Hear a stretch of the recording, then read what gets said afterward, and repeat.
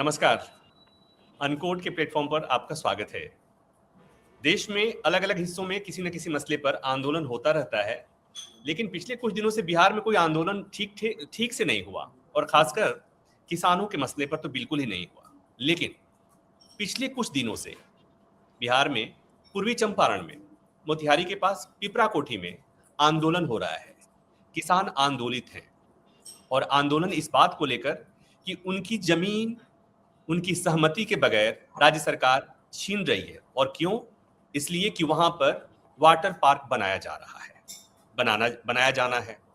और जब भी जमीन का अधिग्रहण होना होता है, देश का कोई कोना हो, जब भी जमीन का अधिग्रहण होना होता है तो बार बार यही आरोप लगते हैं कि किसानों की सहमति के बगैर बिना उनसे पूछे उनकी जमीन ले ली जाती है और इसीलिए किसान आंदोलित होते हैं। यहां पर भी ऐसी ही तस्वीर दिख रही है। पिछले कई दिनों से, कई हफ्तों से पिपरा कोठी में किसान आंदोलित है। मसला क्या है, किसानों की शिकायत क्या है, आंदोलन का मुद्दा क्या है, ये समझने के लिए हमारे साथ दो विशेष मेहमान हैं।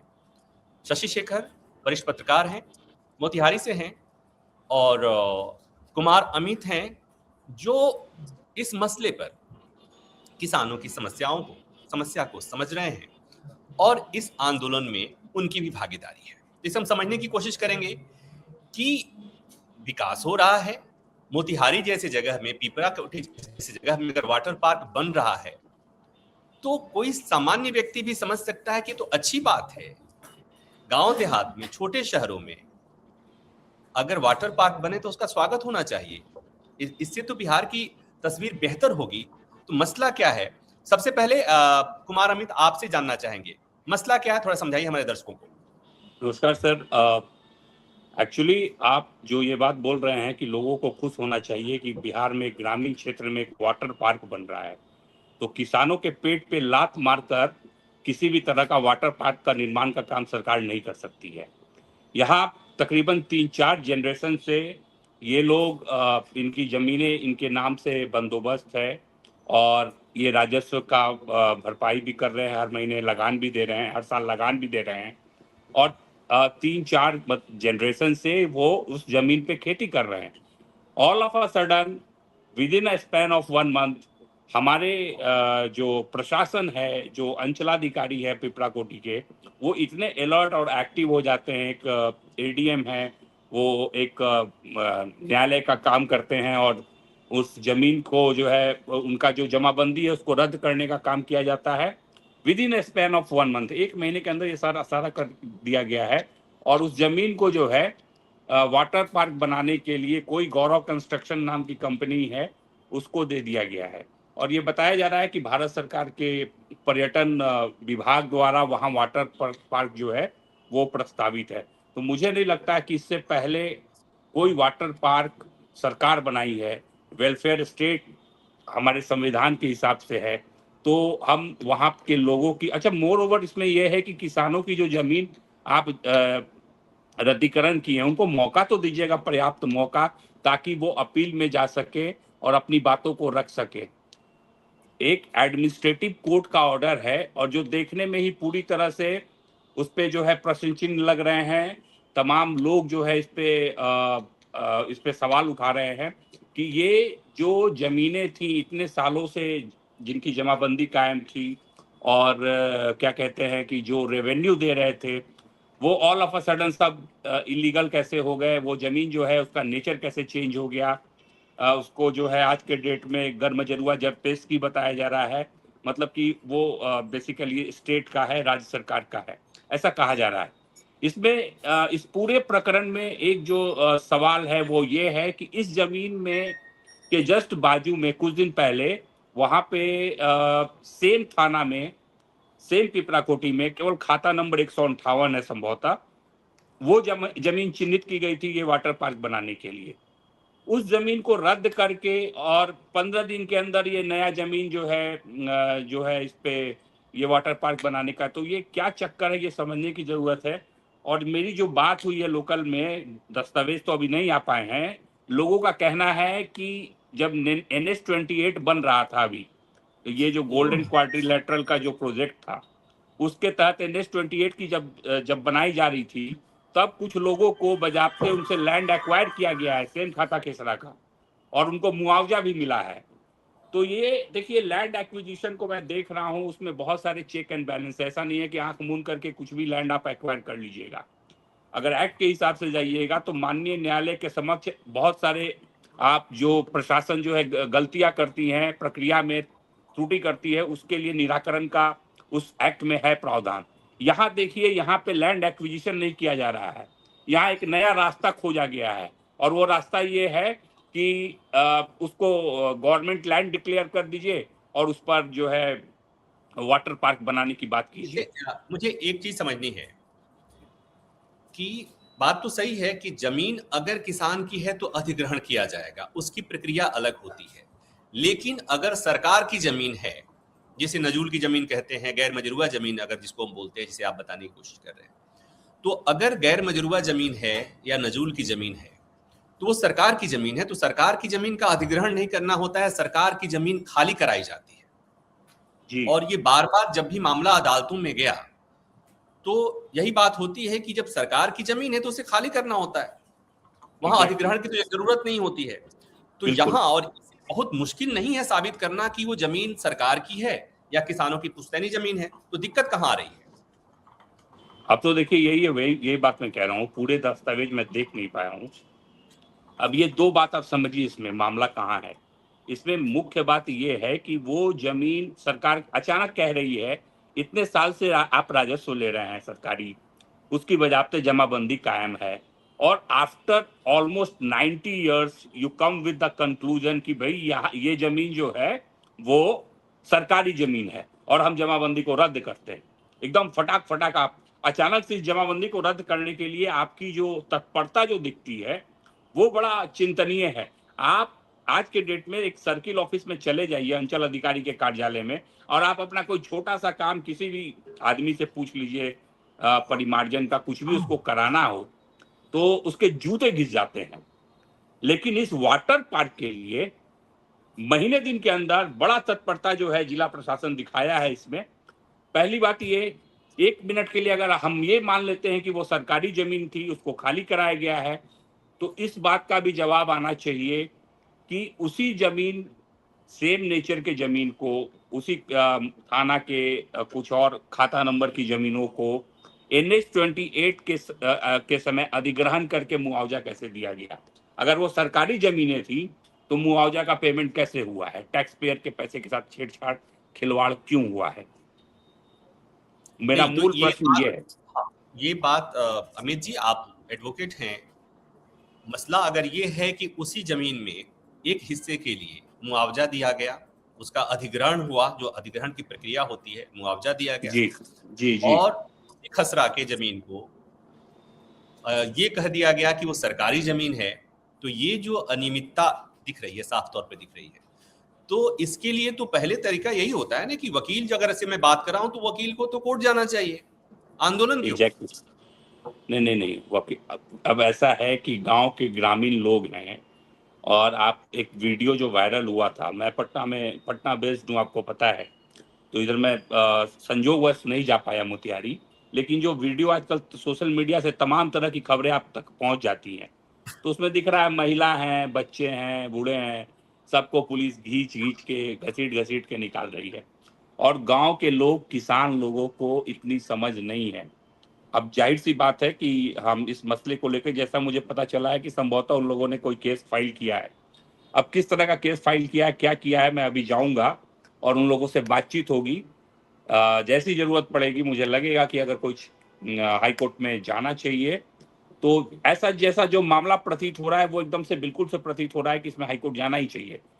25 मई को संभवतः आप एक जमीन जो पहले से आवंटित किए थे इस काम के लिए, वाटर पार्क के लिए, उसी जमीन के जस्ट सटे हुए खेसरा नंबर, खाता नंबर 158, उसको आप रद्द कर देते हैं किन्हीं कारणों से। अब क्यों रद्द करते हैं, ये बहुत बड़ा सवाल है। और फिर वहीं पर खाता नंबर 156 की जमीन 3 एकड़ जो है आप किसानों का लेके बोलते हैं कि इसमें वो जो है कैसी वाटर जमीन, पार्क। वो जमीन कैसी थी? वही तो मैं पूछ रहा हूँ कि गैर नहीं, मजरूआ जर से वो जमीन कैसी थी? क्या वो गैर मजरूबा जमीन थी? कैसी इसके जमीन बारे है? में इन लोगों इसके बारे में नहीं कुछ अभी नहीं पता चल पाया है, लेकिन अगर देखिए खाना दोनों का कॉमन है, केवल खाता नंबर में थोड़ा सा अंतर 158 और 156, समझ गए। तो इसमें क्या है कि अगर ये गर्मजरुआ जरपेशगी जमीन है जिसको ये एक्वायर कर रहे हैं, जहां से किसानों को हटा रहे हैं, तो मेरा ये मानना है कि वो भी जमीन गर्मजरुआ जरपेशगी जमीन थी। तो ऐसी क्या परिस्थिति बनी? वकील साहब, मेरा मानना है से काम नहीं चलेगा। नहीं, वो डॉक्यूमेंट मैं आपको पहले ही राइडर लगा जमीन दिया के था। जमीन के मामले में मेरा मानना है से काम नहीं चलेगा। जमीन के मामले में खेसरा खाता नंबर, खेसरा नंबर ये होना चाहिए, पहली बात। दूसरी बात, हाँ आते हैं शशि आपके पास। दूसरी बात ये कि जब जमीन, कोई भी जमीन, किसी भी जमीन पर जो, अगर वो जमीन सरकारी हो और उस पर जो लोग रहते हैं उनसे जब खाली कराया जाता है तो कोई भी उस जमीन को छोड़ना नहीं चाहता है, तो वहां पर अमूमन पुलिस प्रशासन को बल प्रयोग करना ही होता है। कोई सरकार उदार होती है तो थोड़ा कम बल प्रयोग करती है, कोई सरकार ज्यादा प्रयोग करती है।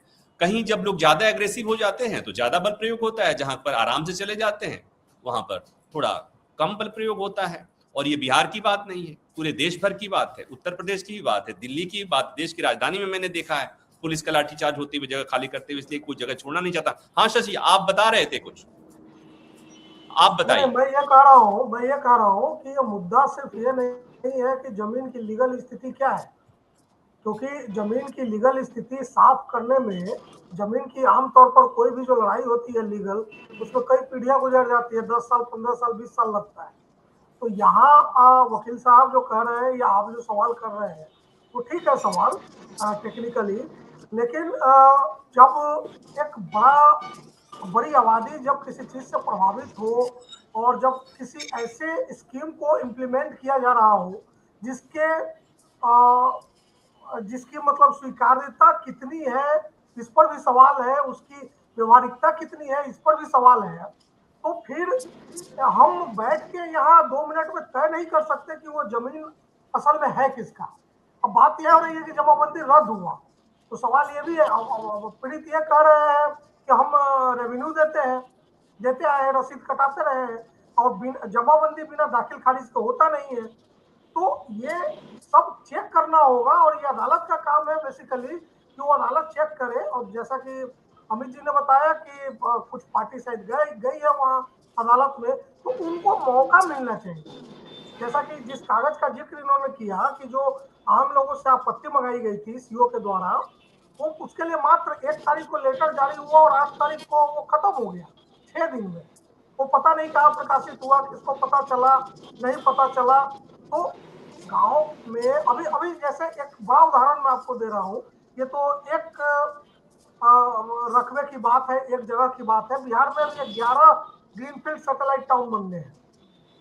अभी अप्रैल मई में जो नोटिफिकेशन जारी हुआ, मैं उसको बताऊं, अभी इसी 4 जुलाई को उसमें फिर एक नोटिफिकेशन जारी हुआ है और मुजफ्फरपुर तिरहुत का जो मतलब तिरहुत ग्रीनफील्ड सैटेलाइट टाउन नाम है उसका।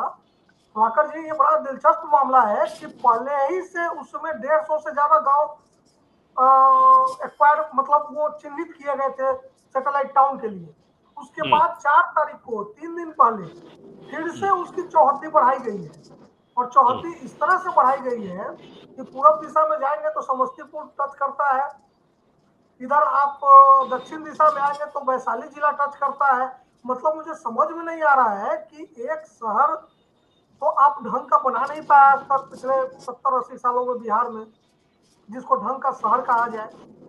अब आप तो कैसे ढंग का शहर बनाया जाएगा? सामान्यतया जो ढंग का शहर होता है उसमें कुछ इस तरह का इंफ्रास्ट्रक्चर डेवलप किया जाता है। अब आप जब वाटर पार्क सरकार बना रही है और उसमें आप जैसे लोग मैं बता रहा हूँ कैसा अभी 10 साल पहले स्मार्ट सिटी था मुजफ्फरपुर। यस, उसकी घोषणा हुई थी कि मुजफ्फरपुर स्मार्ट सिटी बनेगा, तो मुजफ्फरपुर को आप स्मार्ट तो बना नहीं पाए। अब आप सैटेलाइट टाउन बनाने के नाम से, मैं कह रहा हूँ, बहुत सीरियसली कह रहा हूँ और बहुत सीरियस मैटर है कि आप इस तरह से चिन्हित कर रहे हैं रेवेन्यू विलेजेस को। शहर छोड़ दीजिए, शहर तो पूरा है ही, वो तो कोर एरिया है। जो रेवेन्यू विलेजेज है वो 200 से ज्यादा है। पुरन्नी बिहार का सबसे बड़ा ब्लॉक है। पुरन्नी मुजफ्फरपुर का एक ब्लॉक है जो बिहार का सबसे बड़ा ब्लॉक है। उसके कई सारे गांव है। मुसहरी के 100 से ज्यादा गांव है, मरवन के है, मीनापुर के है, काटी के है। और आपने इस तरह से चिन्हित किया है कि पूरा का पूरा ग्रामीण इलाका, खेतिहर इलाका, जहां एक जमीन पर 2 से 3 फसलें होती है, उन सबको सबकी बिक्री पर अगले 1 साल तक खरीद बिक्री मतलब प्राइवेट पार्टी से उस पर कोई कंस्ट्रक्शन सब पर रोक लगा दिया है। मैं एक जिले की बात कर रहा हूँ। इस तरह के उस रोक हंगामा जब हुआ तो उस रोक पर जो है वो रोक हटा दिया गया है। नहीं वो सिर्फ हटाया गया है कि वो सरकार कर देगी, सिर्फ अब एक बात मुझे समझनी है। अब मैं इस पे आ रहा हूँ प्रभाकर जी कि ये अभी जो आपने शुरुआत की एंकरिंग में, और ये कहा कि बिहार में अमूमन आंदोलन नहीं होते, लेकिन इस वक्त एक किसान आंदोलन जन्म ले रहा है। ये अब मैं बता रहा हूँ कि ये तो मतलब आइस ऑफ टिपवर्ग है। जिस तरह से जमीन हथियाने की पूरी कवायद इस वक्त चल रही है 11 सैटेलाइट टाउन के नाम पर, और बड़ा अजीब स्थिति है। आप कहते हैं मार्केट रेट देने की हैसियत सरकार की नहीं है। इस वक्त बिहार में जमीन की कीमत किसी भी मतलब ग्रामीण इलाकों की जो हाईवे, स्टेट हाईवे या नेशनल हाईवे के बगल में है, वहां 1 करोड़ रुपए है। तो ये बेसिकली जमीन हथियाने की पूरी नीति है बिहार में या पूरे देश में। एक कहावत है, हाईवे बाद में निकलता है, जमीन उसके किनारे का पहले खरीद लिया जाता है, और ये अक्षरशः सत्य है बिहार के केस में। तो ये जो बात हो रही है, तो अभी आप वाटर पार्क से शुरू किए, मुझे बड़ा ताज्जुब होता है कि किसी भी सरकारी कागज पर, जो भी 2-4 कागज मेरी नजर के सामने आए हैं इस केस से रिलेटेड, वकील अमित जी को भी पता होगा, उसमें कहीं वाटर पार्क नहीं लिखा हुआ है। उसमें उसी पिपरा कोठी, उसी जमीन के बगल में एक झील है, बहुत पुराना झील है। उस झील के विकास और पर्यटनीय विकास के लिए कुछ किया जाना है, उस जमीन को लिया गया है। लेकिन क्या उस जगह वाटर पार्क बन रहा है? और जैसा कि अमित जी ने कहा कि वेलफेयर स्टेट में सरकार का काम क्या वाटर पार्क बनाना रह गया है? इसका फायदा असल में किसको मिलेगा? तो जमीन किसकी है ये बाद में तय होगा, कोर्ट अदालत तय करेगी। लेकिन क्या होगा अगर इसी बीच में अदालत के तय करने से पहले वहां वाटर पार्क बन जाए, वहां से लोगों को भगा दिया जाए, तो जो 80 साल 90 साल से कहीं भी कोई रह रहा है, आप ही के गांव में, मेरे गांव में। जी आपने जिक्र किया कि वहां एक झील है और उसी झील के पास ये वाटर पार्क बनना है। अभी जो तथ्य मैं देख रहा हूं, जो मेरे सामने चीजें आई हैं, उसके मुताबिक उस वाटर पार्क, उस झील बचाओ संघर्ष समिति कोई है वहां पर, बहुत सारा है।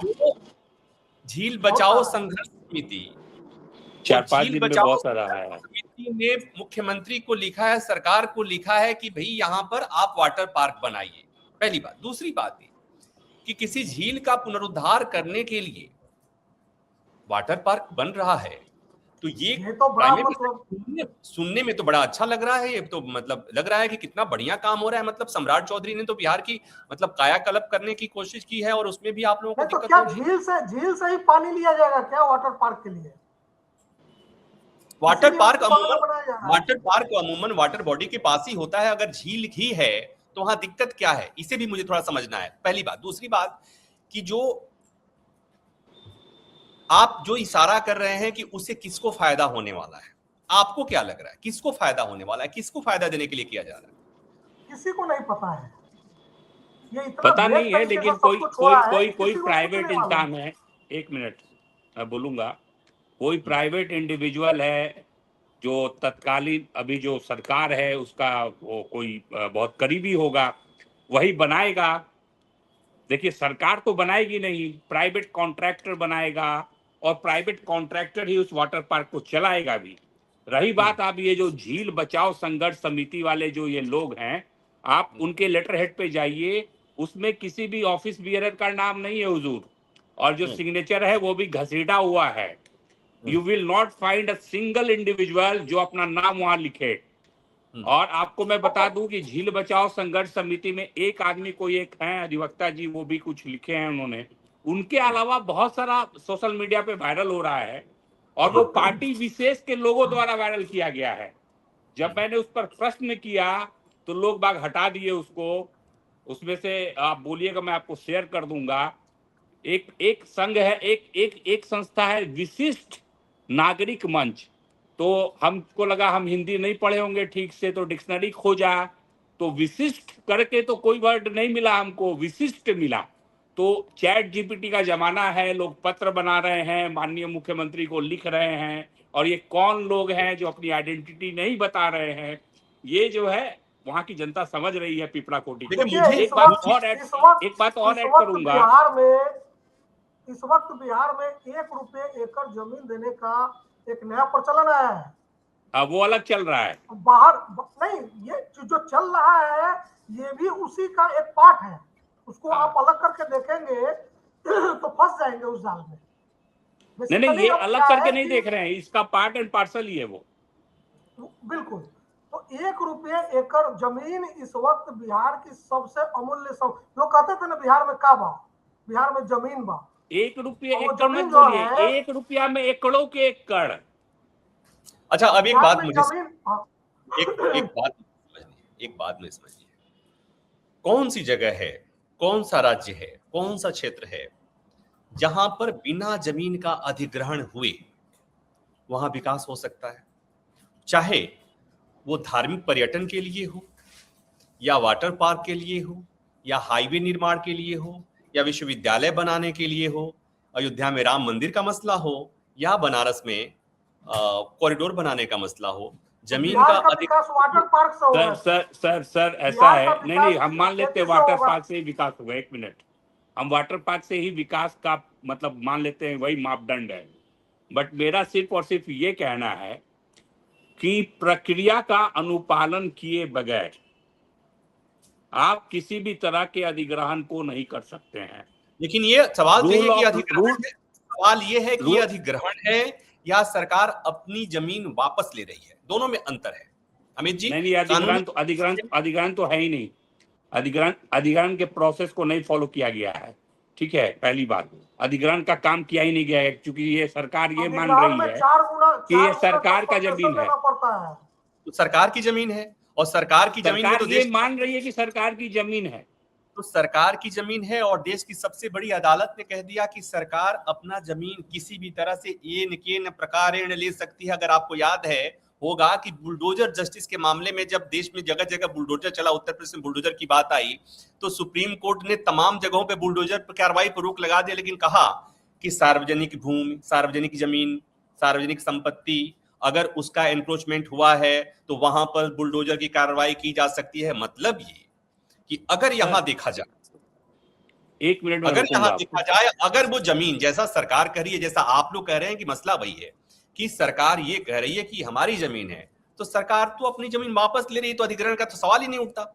1 मिनट सर, तो सरकार जब कह रही है कि मेरी जमीन है, तो विगत 70-80 सालों से उसका बाजाप्ता म्यूटेशन को ये लोग प्राइवेट खोल के तो किया नहीं था, सरकार ने ही किया। वही पिपरा कोठी अंचल कार्यालय ने किया, वही पिपरा कोठी अंचल कार्यालय राजस्व ले रहा था। और ये आनंद फानंद में 1 महीने के अंदर आपने you took certain kind of decision, ठीक है, जिसको लेके जो तरीका है, जो प्रक्रिया है, वो प्रश्न चिन्ह उस पर लगा है। तो वो प्रक्रिया में आपको साफ होना पड़ेगा। ये कह देना कि ये सरकारी जमीन है करके और जमीन के जोतदारों को आप किक आउट कर देंगे। इसमें 2-3 सवाल जो मुझे समझ में आई। पहली बात ये कि उस इलाके में, उस जगह पर जहां लोगों का खेती ही व्यवसाय है और उसी पर उनकी आजीविका निर्भर है, एग्जैक्टली, उस इलाके में, उस जगह पर वाटर पार्क बनाने की जरूरत क्या है? अगर वहां ये कहा जाता है कि वहां अस्पताल बनाया जा रहा है, वहां कॉलेज बनाया जा रहा है, वहां पर फैक्ट्री कोई लग रही है, कोई कंपनी लग रही है, तो बात समझ में आती। तो पहला सवाल तो ये। दूसरा, आपने जो सवाल उठाया कि इतनी जल्दी किस बात की, ये भी महत्वपूर्ण है कि इतनी जल्दी किस बात की। बिहार में बहुत कुछ काम करने को बाकी है, बहुत कुछ करने को बाकी है। तीसरा सवाल, वो ये कि उसी जमीन में, उसी खाता नंबर या खेसरा नंबर में, आसपास के खेसरा नंबर में अगर जमीन का अधिग्रहण किया गया, अधिग्रहण की प्रक्रिया का पालन किया गया और उसके बदले मुआवजा दिया गया, तो और यहां पर यह कहा जा रहा है कि ये जमीन सरकार की है, तो अगर पहले सरकार की जमीन का अधिग्रहण करने के बदले ही पैसा दिया गया, तो ये एक बड़ा सवाल है। तो जो मुझे बात समझ में आ रही है वो ये कि अभी तक के जो तथ्य हैं, पेपर है, म्यूटेशन हुआ है और पेपर उनके पास है जिनके पास जमीन है, तो ये मसला। दूसरा मसला कि अगर इसके पहले उसी जमीन के कुछ हिस्से का अधिग्रहण किया गया और मुआवजा दिया गया, ये भी ब्लैक एंड व्हाइट में हुआ होगा, इसके भी कागजात होंगे, इसके भी पेपर होंगे। तो ये अदालत में जाने का मसला है अमित जी। तो ये मुझे लगता है कि परफेक्ट केस है हाई कोर्ट जाने का, जहां पर आप जा सकते हैं और चैलेंज कर सकते हैं। सियासी मसला है, एक मसला और है, वो मसला जो मैंने कहा कि जहां पर अधिकांश लोगों की आजीविका का साधन खेती ही है, तो वहां पर किसी भी तरह से जमीन लिया जाना या उन्हें जमीन से बेदखल किया जाना, मुझे लगता है कि कानून की कानूनी प्रक्रिया के बावजूद भी उचित नहीं है। क्योंकि खेती, भाई दिल्ली एनसीआर में तो बात समझ में आती है, जीने खाने के बहुत माध्यम है, बहुत साधन है, तो वहां पर आप जमीन अधिग्रहण करते हैं तो बात समझ में आती है। लेकिन वहां पर पिपरा कोठी में, मोतिहारी में, जहां पर सीमांत किसान है, छोटे छोटे किसान है, 2 एकड़ 2.5 एकड़ 3 एकड़ वाले जमीन वाले किसान है, उनसे अगर आप जमीन ले लेते हैं या उन्हें बेदखल करते हैं, मैं इस जमीन की बात ही नहीं कर रहा हूं, इस जगह की बात, यहां वाटर पार्क बना रहे हैं, कल दूसरे जगह बनाएंगे, वहां पर हो सकता है कि सरकारी जमीन नहीं हो, जमीन का अधिग्रहण किया जाए, जिन्हें कहा जाए जैसा करता है सरकार करती है। तो मुझे लगता है कि ये एक ऐसा मसला है जिस पर उस पर बात करने की जरूरत है और प्रक्रिया का पालन होना चाहिए, पहली बात। दूसरी बात कि प्रक्रिया का पालन होने के साथ साथ ये भी देखा जाना चाहिए कि जिसकी जमीन ली जा रही है उसके बदले क्या केवल पैसा थोड़ा बहुत उसको मुद्रा देकर के उसे बेदखल कर दिया जाएगा तो करेगा क्या, इसलिए कि उसके रोजी रोटी का जरिया जमीन ही है। तो ये सवाल है। लेकिन शशि, आप जो ये बात कह रहे हैं कि ये जो हो रहा है पिपरा कोठी में, ये टिप ऑफ द आइसबर्ग है, मतलब बड़ा मसला है, बिहार में बड़ा कुछ हो रहा है, इसको थोड़ा समझाइए क्या है। नहीं, ये देखिए, बांका में, पीरपैंती में बहुत सारी जमीनें दी गई है बिजली बनाने के लिए। चलिए ठीक है, ये बहुत हद तक ये है कि बिजली बनाना है, बिजली की जरूरत है। लेकिन आप अभी आपने सुना होगा कि जिस तरह से पटना के एक शमशान घाट को लीज कर दिया गया, या मुंगेर में एक गुरुजी को कितने एकड़, 18-20 एकड़ जमीन 1 रुपए पर दिया गया। ठीक है, उसका ये भी तर्क है कि, लेकिन हर बात ठीक ठीक कहते कहते मसला आ गया है अब हजारों एकड़ जमीन का। अब आप सोचिए कि जिस बिहार में के पास अभी रेवेन्यू की इतनी भारी कमी है कि वो स्टेट हाईवे पे टोल टैक्स लगाने जा रही है। आज भले क्लियर हुआ है कि कमर्शियल व्हीकल पे लगेगा, आज क्लियर हुआ है, लेकिन वहां पर ये 11 सैटेलाइट टाउन बनाने के लिए पैसा जाहिर है कि सरकार के पास नहीं है, तो वहाँ प्राइवेट पार्टी जाएंगे। नहीं, लेकिन एक बात बताओ, स्टेट हाईवे कोई कंपनसेशन नहीं है, उसमें कोई कंपनसेशन नहीं है, कुछ नहीं है। उसमें यह है कि आपकी सारी जमीन लेकर डेवलप किया जाएगा और बाकी में आधा जमीन जो बचेगा लास्ट में 55-45 का कुछ फॉर्मूला है, 55% 45% का, वो आपको दे दिया जाएगा। किसी के पास 20 कट्ठा जमीन है तो उसको 8-10 कट्ठा जमीन दे दिया जाएगा। तर्क यह है कि रेट बढ़ जाएगा। अरे भाई, ये तो रेट बढ़ेगा तो अच्छा, रेट बढ़ेगा तो मैं हो सकता है कि सुनने में नॉन सीरियस लगूं, लेकिन रेट बढ़ा, जैसे दिल्ली एनसीआर में, गुरुग्राम में, गाजियाबाद में, नोएडा में, ग्रेटर नोएडा में रेट जब अधिग्रहण होता है, कुछ चीजें होती हैं, नई बनती हैं, रेट बढ़ता है तो फायदा तो किसानों को भी होता है ना। नहीं, देखिए, ये आपने अच्छी बात कही, लेकिन आपको एज ए जर्नलिस्ट आप इस बात से बखूबी आप जानते हैं इस बात को कि पूरे गाजियाबाद, नोएडा, फरीदाबाद के जितने लोगों के जमीन अधिग्रहण हुए और जिनको करोड़ों रुपए मिले, उन्होंने 4-4 गाड़ियां कर दी 50-50 लाख की। लेकिन आज उनकी स्थिति क्या है, इसमें बड़े बड़े मीडिया हाउस ने रिपोर्ट की। एक समय था जब वो अपने बेटे की शादी में हेलीकॉप्टर से बारात जाते थे, आज उनके पास रोजी रोटी की समस्या हो गई है। तो जमीन एक पीढ़ी से दूसरी पीढ़ी को हमारे यहाँ हस्तांतरित चीज है, पैसा हस्तांतरित नहीं हो सकता है। और मूल सवाल यह है कि जिस स्टेट के पास रेवेन्यू की इतनी भारी कमी है, वो 11 सैटेलाइट टाउन कैसे बनाएगी? तो जाहिर है बड़े बड़े कॉर्पोरेट हाउसेज आएंगे, और वो एक बार अगर जमीन पर बैठ गए तो आपको लगता है कि वो जमीन अगले 5 साल में डेवलप होगा कि 10 साल में डेवलप होगा, किसको पता है। अब इसमें एक सवाल थोड़ा समझने के लिए, कि आपने कहा कि जमीन का अधिग्रहण होगा, कॉर्पोरेट हाउसेज आके बैठ जाएंगे, तो कॉर्पोरेट हाउसेज आकर के जमीन पे बैठेंगे कि कुछ करेंगे भी? क्या उनके लिए तो सबसे बड़ा चीज वो जमीन है। उस जमीन का क्या करेंगे? मैंने कहा तो एडअप करूं मैं कुछ? हाँ हाँ जी जी बोलिए। मुझे जो समझ में आया, ये जो सैटेलाइट टाउनशिप का फंडा है कि ultra modern kind of township will be developed, जिसमें स्कूल होगा, हॉस्पिटल होगा, सब कुछ होगा, मॉल होगा, मार्केट होगा, जो आप नहीं सोच सकते हैं। सिंगापुर बन जाएगा हमारा हाजीपुर, सोनपुर को बनना है, ठीक है। रहने के लिए रेसिडेंट तो कहीं अमेरिका से इंपोर्ट होके आएंगे नहीं। जिनकी जमीनें ली जा रही हैं उनको कहा जा रहा है कि 50% आपको दे दिया जाएगा, या उसका 40% क्या देगा, कैश में देगा कि काइंड में देगा, आई डोंट नो, जमीन देगा, क्या देगा। लेकिन सारी एक्टिविटीज के लिए बीमार पड़ेगा तो हॉस्पिटल भी वहीं है, पढ़ना भी उसी के स्कूल में है, मॉल भी वही है। तो ये बड़ी प्लानिंग है, कैसे एक एक चीजों को हथियाया जा रहा है। आपसे छुपा हुआ नहीं है प्रभाकर भाई, आप देख रहे हैं कि किस तरीके से 1 और 2 ब्रांड जो है पूरे इंडिया के डिफरेंट ब्रांड को अपने अंदर समाहित कर रही है। तो ये satellite township is nothing. Satellite township ये वही प्लानिंग है। बोलना नहीं चाहिए लेकिन बोलना पड़ेगा। गुजरात के बहुत इंडस्ट्रियलिस्ट हैं, वही लोग आएंगे, वही डेवलप करेंगे। यहाँ पे यहाँ के लोकल बिल्डर नहीं डेवलप करेंगे सैटेलाइट टाउनशिप। यहाँ की ये इनडायरेक्ट वे में यहाँ के जमीनों को, यहाँ के रिसोर्सेज को, कुछ और तो है नहीं बिहार में ना, तो आप इसी को बेच दीजिए। तो ये एग्जाम्पल अखंड ज्योति इज अनदर एग्जाम्पल। अभी कुछ दिन पहले ये छपरा में हॉस्पिटल है, पिछले 4 साल से मैं 3 साल से उस रास्ते से गुजर रहा हूँ। वो हॉस्पिटल पहले से एस्टैब्लिश है किसी ट्रस्ट के द्वारा, और अभी उसको पूरा दिखाया गया कि भाई अब ऐसा हॉस्पिटल और जगह जगह बनेगा, इन्वेस्टमेंट होगा, वेयर इन हॉस्पिटल, ठीक है। तो इसको समझने के लिए कोई रॉकेट फॉर्मूला तो है नहीं।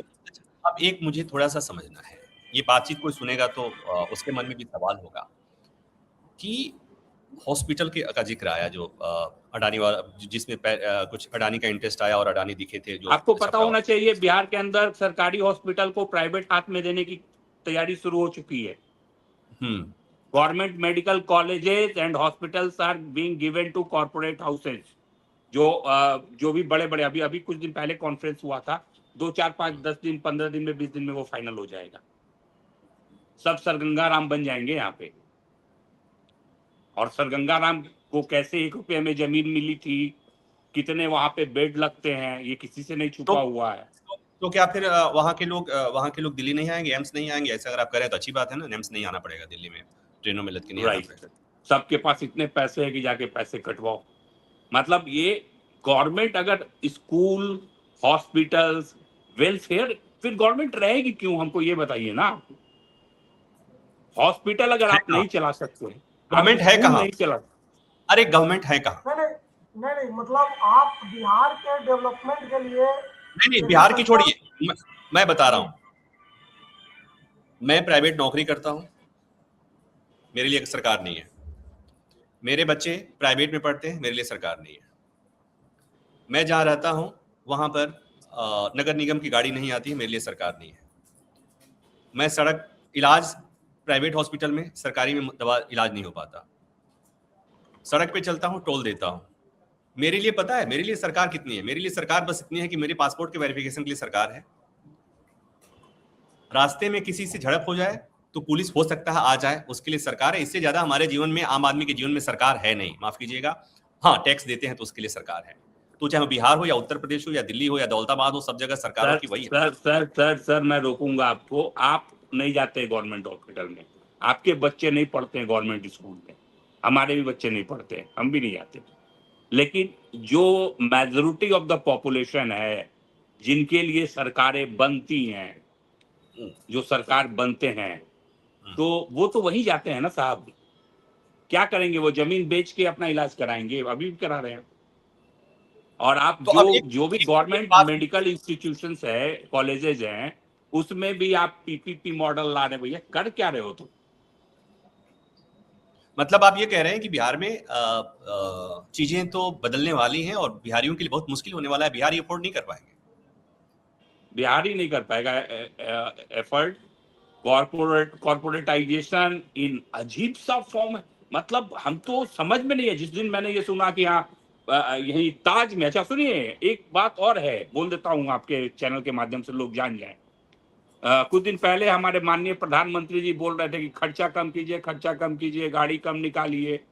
और बिहार में आजकल फैशन है कि किसी भी तरह का सरकारी कॉन्फ्रेंस जिसमें बुलाया जाता है, बड़े बड़े जो कॉर्पोरेट हाउसेस के लोग आते हैं, वो ताज में ही होता है, उसके नीचे नहीं होता बॉस। ताज नहीं था ताज जब नहीं था पटना में, तो उसके पहले कुछ नहीं होता था यहाँ पे, कॉन्फ्रेंसेज नहीं हुआ करते थे। ठीक है, तो ये इस तरह से सरकारी खर्चों की कटौती की जा रही है और नौटंकी के लिए वो टुक टुक पे चढ़ के जा रहे हैं लोग विधानसभा। ठीक है, शशि, एक ताज बात में मुझे एक समझाइए, कॉन्फ्रेंस का क्या? शशि एक बात मुझे समझाइए, अगर ये इतना बड़ा मसला है जैसा आप बता रहे हैं, और मसला है इसलिए कि कितने किसान प्रभावित हैं इससे अभी वाले पिपरा कोठी में? सैकड़ों की संख्या में लोग हैं, हैं 17 सैकड़ों की संख्या में लोग हैं, उनके घर भी बने हुए हैं वहां पे। तो किसी पॉलिटिकल पार्टी की तरफ से कोई, मैंने देखा कि आरजेडी की तरफ से कुछ एक्टिविटी हो रही है, सुधाकर सिंह वहां दिखे थे मुझे, कुछ प्रोटेस्ट वगैरह हो रहा था, सुधाकर सिंह उसमें शामिल हो रहे थे, चलाए थे सुधाकर सिंह। तो उसका कुछ असर सुधाकर हुआ सिंह ने जोत दिया जमीन को। है? नहीं, उन पर एफआईआर सुधाकर सिंह ने ट्रैक्टर से उस जमीन को जोत दिया और बदले में उनके साथ साथ 26-27 आदमी पे एफआईआर हो गया है। उन पर ये आरोप लगा है कि किसी गौरव कंस्ट्रक्शन के एम्प्लॉय के पॉकेट से 35,000 रुपया निकाल लिए हैं। उन पर जो है अटेम्प्ट टू मर्डर का आरोप लगा है। बल्कि वो बेचारे वहां गए थे, किसानों के लिए उन्होंने सभा किया और अपना विरोध प्रदर्शित करने के लिए ट्रैक्टर से उस भूमि को जोत दिया, बस इतना ही किया। और सरकारी काम में बाधा डालने के लिए एफआईआर कौन कर रहा है? तो प्राइवेट कोई कंस्ट्रक्शन वाला है जो बनाने वाला था वहां वाटर पार्क या बनाएगा, उसका एम्प्लॉय कर रहा है कि सरकारी कार्य में बाधा। सरकारी एम्प्लॉय करता है ना, कोई मजिस्ट्रेट करता है ये सब। और जब ये गए थे वहां पे तो सदर एसडीएम वगैरह सब वहां उपलब्ध थे, पुलिस वो पिपरा कोटी का थाना अध्यक्ष भी वहां उपलब्ध था। तो ये सारा कुछ वो कर रहे थे, अटेम्प्ट टू मर्डर। उसके बाद वो डीएम से मिले हैं, डीएम से मिलकर उन्होंने ज्ञापन दिया। तो उनको गिरफ्तार क्यों नहीं किया गया ऑन द स्पॉट?